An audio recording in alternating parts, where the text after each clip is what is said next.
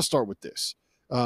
People might forget that the biggest game of the day, like one of the games that everybody had circled coming into the day, was Marquette Xavier. And that game delivered. Ryan Conwell went nuts. Cam Jones was just a little bit better. And David Joplin made the plays that he needed to make. He had a big three with, I want to say, about 30 seconds left.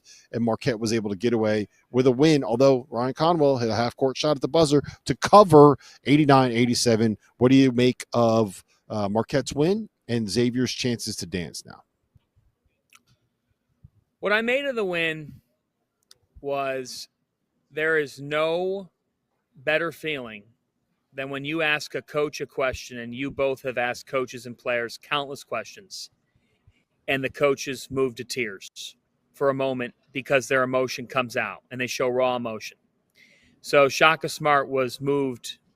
He was choked up when I said, what does Stevie Mitchell continually mean to your program? And we're at center court of Madison Square Garden.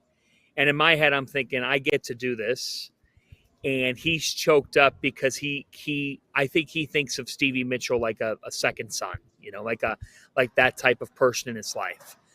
Mitchell, having the vantage point of being in Marquette's huddles, guys, today and being on the sidelines, made me fully appreciate the greatness of Stevie Mitchell.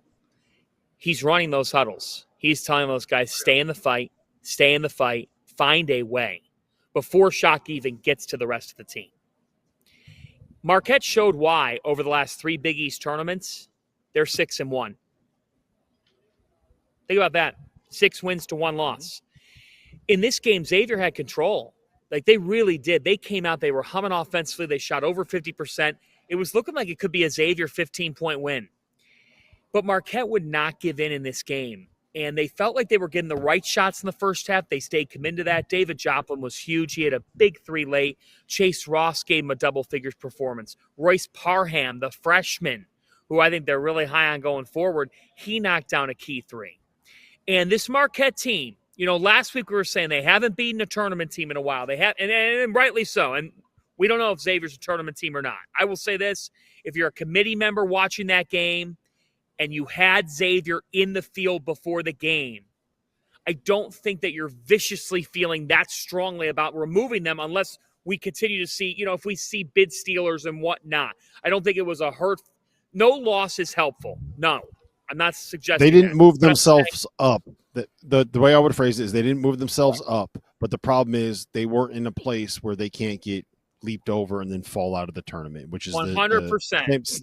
Same thing with Indiana. They're sitting in the same boat right now, and they just got to hope and pray that they were high enough on that seed list while all these other teams go out and win and bid thieves pop up, and all that other kind of stuff happens. It's a great win for Marquette. It's a heck of an effort. And I'll tell you what, guys, Shaka Smart's going to miss Cam Jones, Stevie Mitchell, David Joplin. This is one of the winningest senior classes of all time. And I think Marquette showed me today.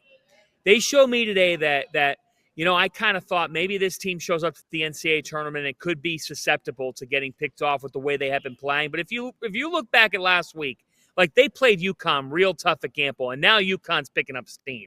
They've won 5 in a row. Well, and we can get to that in a moment. Gutsy win for Marquette. Heartbreaker for Xavier and Zach Fremantle. Fremantle had a missed dunk, and it changed the game, I felt.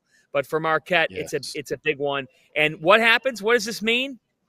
Less than a week. Let's see, it was Thursday, Wednesday, Tuesday, Monday, Sunday. 6 days ago, St. John's beat Marquette at the buzzer. Now they meet again on Friday night.